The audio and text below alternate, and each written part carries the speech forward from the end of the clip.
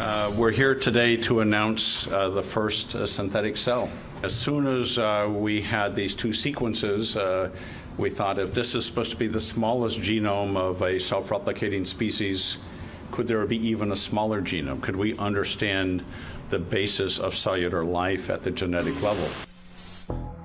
On May 21st, 2010, this historic announcement was made by Craig Venter on the first fully functioning, reproducing cell controlled by synthetic DNA. Every protein of this cell was based on a synthetic code they had developed. As exciting as this was for bringing in a new era of science, the question was posed: then what is life if we can just create it through a code? There are some experts that have suggested that an ancient blueprint was left behind. In 1929, an American archaeologist named Matthew William Stirling began suspecting that artifacts emerging out of Mexico belonged to a time much earlier than the suspected Olmecs. He concluded that these artifacts were actually Mayan. In 1941, Stirling unearthed a large carved stone monument in the Mesoamerican site Izapa of Chiapas, Mexico. He named this Stela 5. And Stela 5 is a description, it's a sketch of exactly the type of world tree that keeps showing up in different forms all over the world in every indigenous culture you look for. One of the things that's a very common element we see in the Mayan version, which is birds that are nesting in the tree. Then there's also the belief that the upper part of the tree sort of represents the tangible manifest world, and then the area of the tree that goes below the surface of the earth represents the underworld. The Mayan tree of life depicts the oneness of humanity, that we all come from the same root and that we've branched out to become many. The Mayan tree of life may not look like a coded depiction for the human genome. However, researchers started mapping its imagery. They counted 12 human figures, a dozen animals, over 25 botanical or inanimate objects, and 9 stylized deity masks carved into the stone. Given the multiple overlapping scenes, it appears to be a narrative. But what is the narrative? And could Stirling's suggestion that these images belonged to a much older culture be just the beginning of its origin? Well, let's go back to the Garden of Eden. In the Garden of Eden, there are actually 2 trees of significance. One of them is the tree of knowledge of good and evil, which Adam and Eve eat from, thus entering into a state where they may begin to make responsible choices for which they will have to bear the costs. And the other is the tree of life. When the demiurge drives Adam and Eve out of the Garden of Eden, he states his motive, and the motive is kind of eerie. He says, this has to be done. They have to be driven out of the Garden of Eden. They've eaten of the tree of knowledge of good and evil. The next thing they will do is eat of the tree of life. And then they will become gods like us. That statement is actually in Genesis. What on earth is going on there? What does that mean? Is there some deeply buried secret of transcendence that demiurgic and archonic forces have concealed from us from so long? Is there a tree of life? Is there something beyond what we think of as the span of human life? Some eternity that is offered to us? One meaning that people give to it is that it was the tree that leads to physical immortality.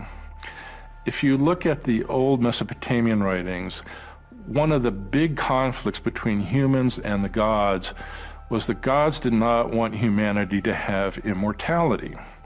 Most people interpret that to be physical immortality, that we live and die too soon, it goes too quickly. And meanwhile, the gods were said to have lived 20,000 years or 50,000 years or longer, so why not humans? And the idea was that humans were perhaps programmed that way to die more quickly, so they couldn't be like the gods.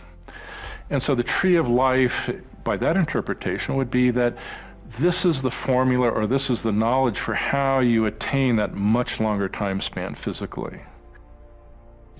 One of the greatest mysteries of the Sumerian civilization and the artifacts that have been found from that civilization is the ancient Sumerian kings list.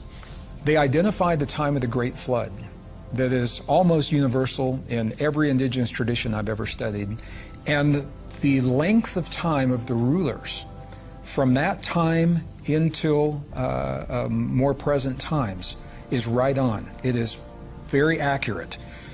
And where this gets really interesting, the names of the rulers, the time that they ruled on earth, the lengths of their reigns are all within reason. Prior to that time, we're looking at kings who are said to have ruled for periods of time of thousands and thousands of years. So for example, the very first king listed is said to have ruled for 28,000 years. Could these Sumerian gods or rulers have been able to live for 28,000 years at some point? Or is this just another meaning for something else carved into the stone? Another interpretation of the tree of life is that it meant the awareness of spiritual immortality, that humans kind of go through this lifetime, they go through this between lives, and there's a memory loss, and then they get reincarnated, and they've forgotten all the past, and so now they feel like, oh, life is just 70, 80, 90 years, not realizing, no, it's this whole continuum that goes back thousands, hundreds of thousands, maybe millions of years. Alors, dans les textes sumériens, in the Sumerian Eden texts, just like in the Bible, we find two trees: the tree of life and the tree of good and evil. The tree of life refers to eternal life. As far as the truly inaccessible tree of life is concerned, it relates to ways for people to achieve transcendence. This way, people can truly liberate themselves. The Mayan Tree of Life stone and the Garden of Eden Tree of Life aren't the only references that represent this same concept. In fact, throughout many cultures, it is found depicted in almost the same way. The Mayan Tree of Life is a very good example of the concept of the cosmic tree, the tree from which life and creation emerges from. It was seen to exist essentially in the centre of the world. Out from it went the four different directions, each of which had four different colours associated with them, and in each of those directions there were different clans and tribes. This shouldn't be seen in isolation, because all the way around the world we have similar ideas of these world trees or cosmic trees. The tree of life is a symbol that's found in many cultures and civilizations down through history all over the world. The ancient Norse civilization in Europe had the sacred tree Yggdrasil, and they believe it connected the world of the gods with the world of humans and then down to the underworld. The ancient Indian spiritual text, the Bhagavad Gita, speaks of a tree of life with its roots going up and its branches going down. The essential thing to understand is that the real self is the conscious self, and the physical body, be it a human body or a plant body or an animal body, is a vehicle for that conscious self, which originally existed as a divine spark on the higher level of reality. This is one of the main Gnostic teachings. So that means as long as there has been a material world, human beings and other conscious selves have been part of the tree of life here for millions or even billions of years. If there is a universal tree of life depiction in almost all these different cultures, then how do we decipher the code in its branches? Hamlet's Mill describes a continuity that seems almost impossible to believe between mythologies all over the world. In fact, they combined 35 different, geographically isolated in most cases, mythological traditions and showed that there was an underlying commonality between them all. Now, one of the common things that you hear about in Hamlet's Mill is this idea of a mill for grinding grain, where there is a central axis, and then you have this millstone with a rod going through it. There's a hole in the middle of the millstone, and you grind it around in circles, and it grinds up the grain into flour. Now, the strange thing is that this mythology shows up in different ways around the world, and one of the most common ways that Santayana and Van de Schen talk about is the world tree. So instead of it being the actual axle of a mill for grinding grain, now you have the central trunk of a tree. And the tree is actually something that fits into this same mythological concept that Santayana and Van de Schen are talking about. So what is the mythological concept? The myths almost always describe some sort of spontaneous metamorphosis of the human being. But how does a human form spontaneously? Is it possible that the tree represents an even deeper understanding of how we were created as humans? According to my research, the tree of life depicts the frequency that DNA oscillates at. Everything is made out of frequency or vibration.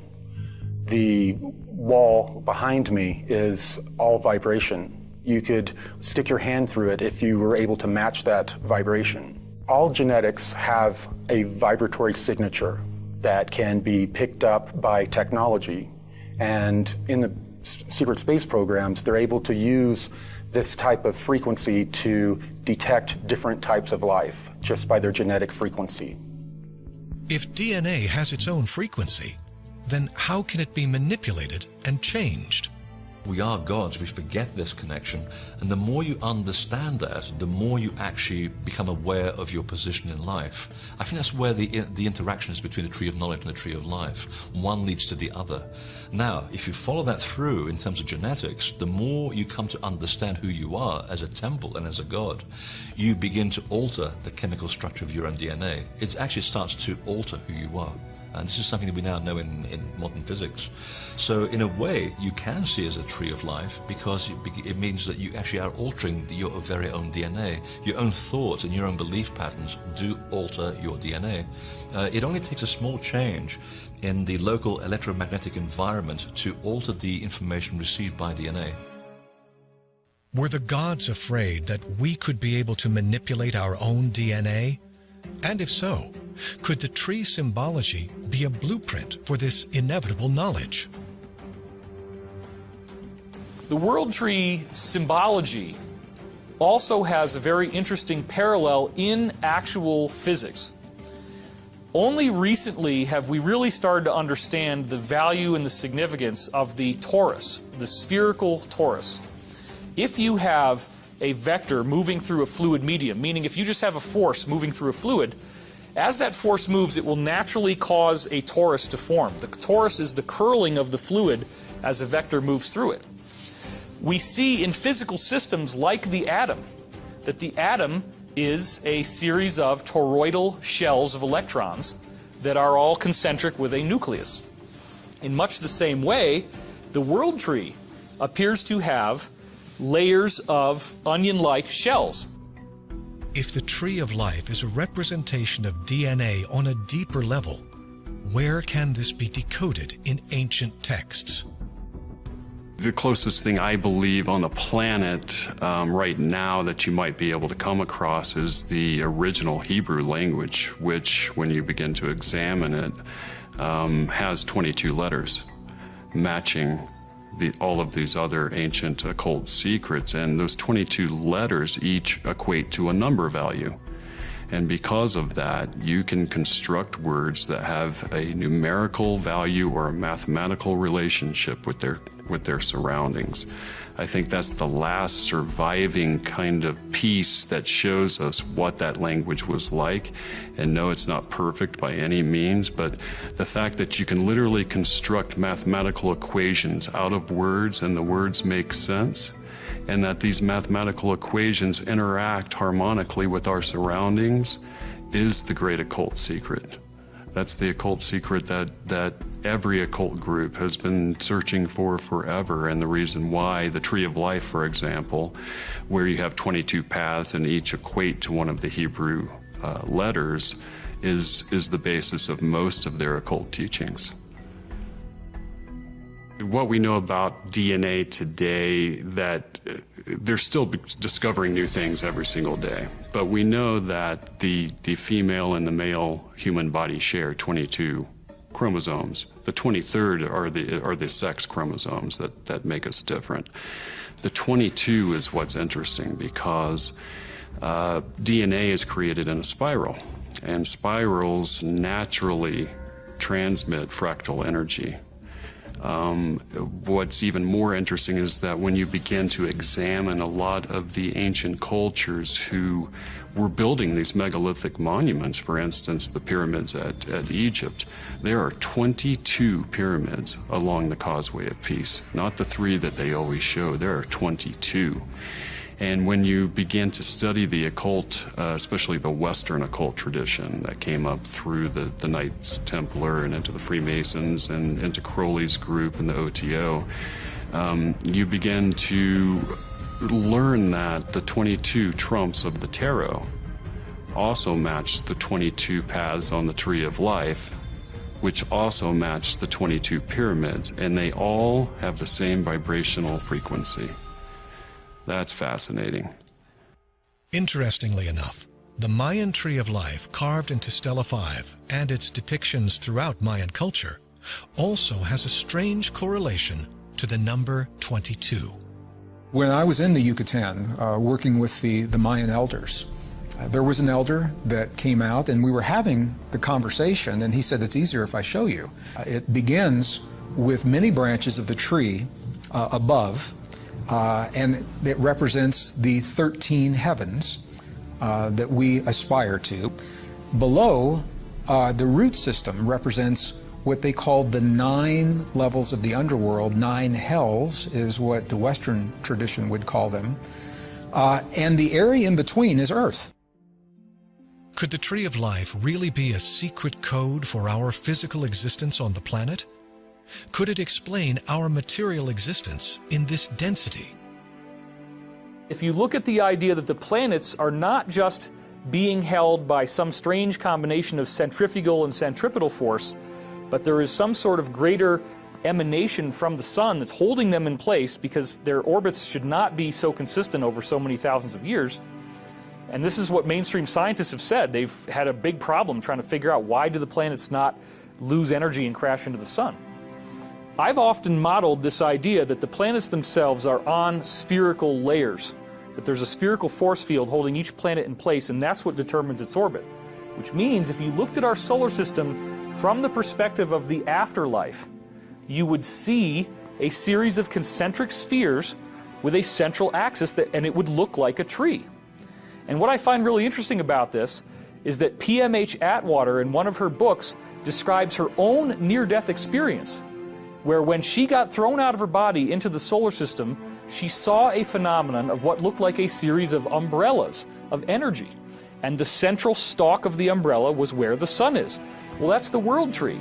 The ancient beings seem to have left behind mythologies like the world tree on purpose, because they get us a lot closer to understanding how physics really works, the ubiquity of the spherical torus in any type of energetic system you're looking at, biological, cellular life, molecules, the energy fields of planets, the energy fields of the solar system, even the energy fields of galaxies appear to have these spherical toroidal shapes in them. So it's a trail of breadcrumbs leading us down a very interesting line of investigation. And when you start to understand this, you can no longer look at these inscriptions and see them as primitive. You say, there's something going on here that's very powerful. If the ancient gods were afraid that humans would eat from the tree of life, and they were successful, could someone or something have picked up on this trail of breadcrumbs and have created their own version of our DNA? Reporter Linda Moulton Howe discovered some shocking links to specifically the Mayan tree of life and a DNA manipulation. It was back in the early 1980s. I was in New York. It was another one of those phone calls, can I talk to you about? And this person, a man, said that he had worked for the Central Intelligence Agency, retired. And he traveled with another CIA colleague. And their destination was New Delhi in India. And they were given detailed instructions upon landing at the airport, maps, and he said it was really necessary that they went into this detail. He said, in that work, going to India, knowing that we are dealing with actual preserved material related to ET technology in a body, he said, we also were told that the last major manipulation of DNA in already evolving primates on this planet, exactly as I had seen in that presidential briefing paper at Kirtland, was in Bhutan, in the Himalayas, 5,000 years, different ages. He said, I think the last was 2,500 years ago.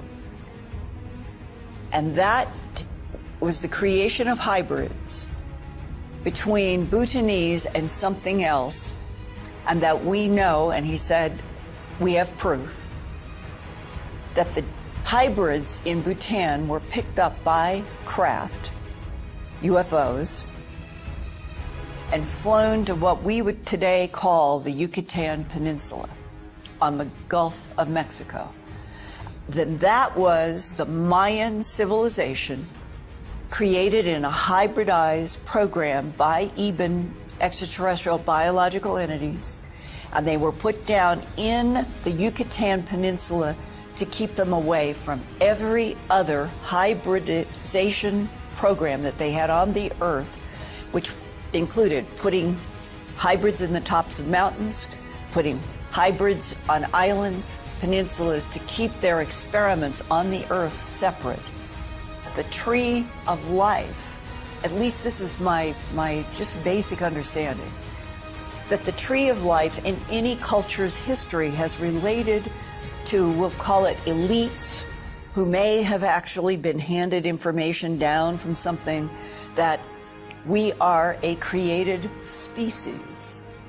But in religions, the creation of humans is allocated to a godhead. I view DNA as an analog coding molecule. And when we sequence the DNA, we're converting that analog code into digital code. The ones and zeros in the computer, very similar to the dots and dashes that Schrödinger indicated might be the original code. And I've called this process digitizing biology. If Craig Venter and his institute are correct, does this mean our code is part of a larger database or system? Is the tree of life the representation of the database we live in, or an invitation to free ourselves from the code? Tree of life has also been sometimes interpreted to maybe mean certain drugs that give you insight. For example, we know that certain drugs were used to gain psychedelic experiences, to try to gain insight into other realms. Ayahuasca is a very commonly talked about drug today, and that the tree of life may have actually been the source of one of these drugs that then gives this insight during life into these other realms. Interestingly, in ancient Egypt, the tree of life, which is found in many scenes. For example, there's a fabulous scene on one of the walls of the Temple of Karnak at Luxor in Upper Egypt, which shows the god Thoth, the god of wisdom, the inventor of writing. He's the Egyptian counterpart of Enki, as a matter of fact. The god Thoth is beside the tree, and he's writing a name on a little object that's hanging from the tree. And off to the other side, you see the pharaoh Seti I, who reigned about 1400 BC. And what Thoth is doing is he's writing the name of Seti I on the tree of life. What he's saying is, you have been justified in the judgment. Now you have earned the life of millions of years. This becomes all the more interesting when we look botanically at the ancient Egyptian tree of life. It happens that a very good friend of mine, Dennis McKenna, who's the brother of the late great Terence McKenna. Dennis is an ethnopharmacologist. He knows his trees. He's very experienced and knowledgeable in this area, and he's worked on this subject, and he's identified the ancient Egyptian tree of life as Acacia nilotica, which, it so happens, is a tree, the bark of which contains large quantities of the most powerful hallucinogen known to humanity, dimethyltryptamine, DMT, which, interestingly, is a natural brain hormone as well. We all produce DMT in the body. A lot of research has gone on into this. What's it doing there? It's present normally in subpsychedelic quantities. But why is it generated in the human body at all, and where is it generated? And there's more and more of a focus on the pineal gland, the third eye, as a place where DMT manifests. It's fascinating that out of the realm of plants, with the molecule DMT involved, the very molecule that is associated with the ancient Egyptian tree of life, we have these teachings of how we are to function in this university of duality, and how we can be nurturing and positive presences in that universe rather than negative ones. How, in fact, we can detach ourselves from the demiurge and approach the realm of spirit much more directly. Could the tree of life hold a fruit of which we could see beyond our created world? Could these ancient representations give us the tools we need to break our third-dimensional prison? Some experts, like Jack Carey, believe the ancient humans tapped into a tool that defied the ancient gods. Imagine a species that has developed a language that is so potent that it literally uses the laws of harmonic resonance in order to create instantaneous change in your surroundings.